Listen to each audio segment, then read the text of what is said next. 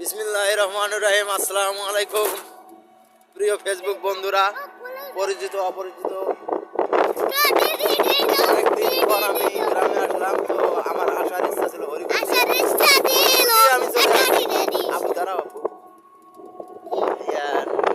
9:32 রওনা দিয়েছিলাম চান্দ্রা থেকে। এখন হরিপুর ব্রিজের হরিপুর ব্রিজের শেষ পর্যায়ে আছি। মনে হয় 5-6 ঘন্টার মধ্যে আমরা চলে আসছি। আমরা কেউ আর রংপুর দিয়ে কুড়িগ্রাম দিয়ে বাড়ি যাবো না, এখন থেকে চিলমারি হরিপুর দিয়ে বাড়ি যাবো ইনশাআল্লাহ।